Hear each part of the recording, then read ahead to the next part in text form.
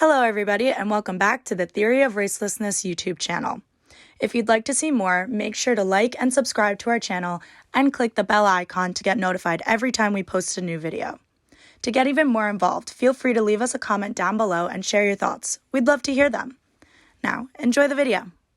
Life into, I don't know how tinfoil hat I'll go here, but it does almost feel like a kind of, if this is becoming the new hegemony, so to speak, and it's kind of like, oh, actually, this is the good person anti thing to do because we've thought about these ways thought about things in this way for so long, let's turn it into this thing. And so, you know, that's the anti-racism TM.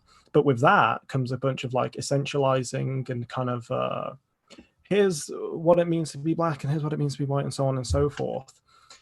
I'm like, and I feel like this is partially, partially why you're doing the theory of racelessness, because it's kind of like the amount of psychic damage that this shit does when you're constantly having like your air quote race conflated to mean what is essentially good or bad. Like every time, for whatever reason, there's kind of like a headline and they talk about lower socioeconomic whatever, it's usually presented in a way that's like the lower class and people of color, and or however they frame it, but it's always so there in a way that it's like it's synonymized, let's say. And often when in discourse people speak about people of color as though it's this kind of like as though it's the have-nots, let's say, which is why often people kind of do this kind of like, oh, it's kind of like, as in, you know, anti-racism TM, it's kind of like race Marxism, in that you just kind of swap out the bourgeoisie and the, what are we going, top bourgeoisie, proletariat, we got the, swap out the bourgeoisie and proletariat, and you just put in, oh, white up top, people of color at bottom, and you basically come out with the same conclusions of like, the destiny's set because they're in these circumstances. And it's kind of again, to the psychic damage and the comments that you made about how kind of like limiting it is. That is one thing, and I'll largely repeat something that I've already said in a video. So sorry, not everything can be original. But you know, I've had, I don't know, in terms of the psychic damage and limitation, it's something that I suppose like I had, I don't know about struggle with per se, because it's like I'm not pushing a boulder up a mountain or anything, but it was certainly, you know, weighed on me psychically, the kind of like, who are you gonna be? If you do this, you perceive as white. If you do this, you perceived as black. This isn't interesting per se, but it's kind of like how kind of minutiae, to the level of minutiae you can get down to. I want to remember a time I was stopping at my grandma's house, who has died now, rest in peace. Anyway, swiftly moving on. Grandma's house, I was with a cousin and we were gonna go to a skate park, and I guess he had layers on and I had a mere t-shirt. I think I'm 12 at the time, so I have a t-shirt on, he has layers. It's not that cold as far as I can tell, but like he was like, oh, you're going out like that, that's white. It's like, what are you talking about?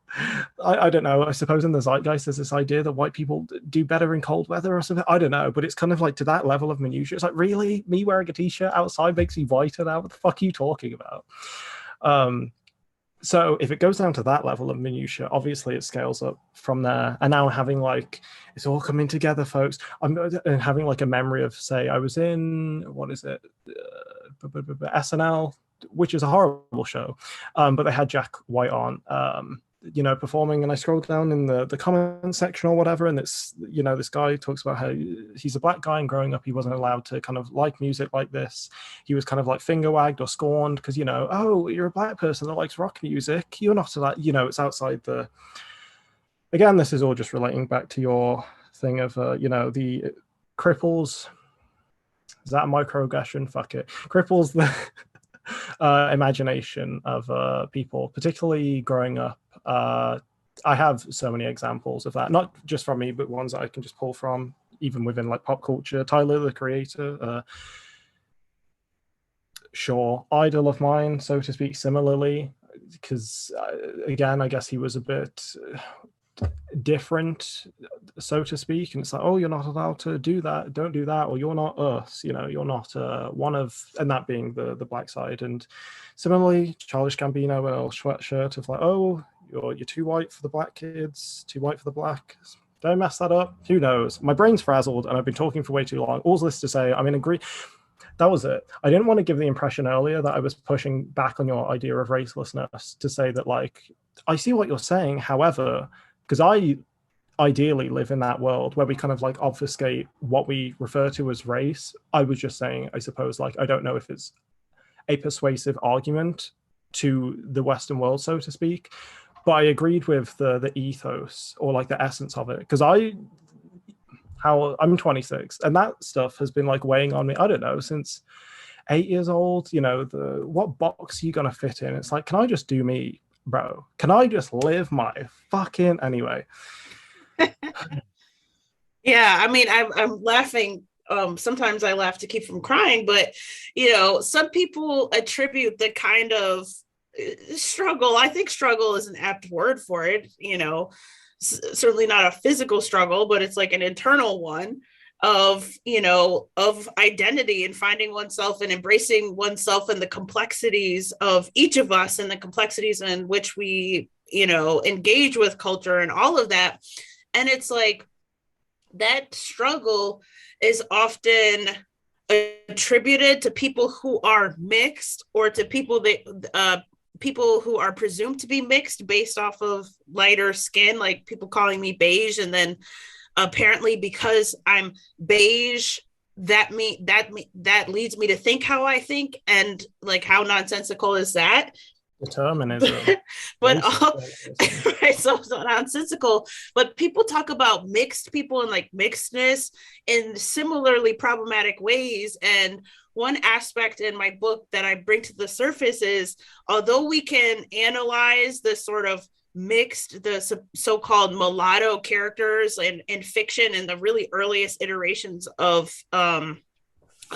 racial skepticism and eliminativism, although we can analyze those characters who could pass, for example, in all of the passing literature, with the theory of racelessness very, very readily and easily, because they're the physical embodiment in some ways of racelessness, because they're viewed as being optically white but internally black, right? And then they have to struggle to decide which race is going to win, which side of them is going to win. But it's like, my position is that even people who are obviously racialized, as fill in the blank, even those people, you know, have and will continue to be skeptical eliminativists about race. So there's that. And it has nothing to do with white supremacy or secretly hating oneself. And people who are obviously look a particular way, let's say they look black, people, those people still have this struggle of like how they culturally identify. Do they speak standard English or don't they? You know what I'm saying? And then it's like anyone who's outside of the box or the confines, which is, again, my main point for saying all of that soliloquy, is that it's not relegated to just the people who society would identify or racialize as mixed. People who are obviously racialized in ways that people presume is obvious, I should say, those people still have those struggles. And how detrimental is it to constantly and always be defining oneself and seeing oneself from within the confines racism has created for us? You know, this idea in America that to speak standard English is white. It's a white value. It's a white idea. And if you are doing that, if you are speaking that, you've assimilated. And I'm like, bro, like at what point does standard English also become mine, just because that's what was passed on to me? You know, like I just think it's so timeliness and showing up to places on time, things like that, right? We're supposed to be on colored people's time, and then there's this idea that white people own time, and I'm like, make it make sense, because being an American and being in the United States, I grew up in the richness of what that means, which means I like hip hop and I like rock. I love Disturbed. If y'all don't know who Disturbed is, go listen to Disturbed, any of their albums, but especially Down with the Sickness.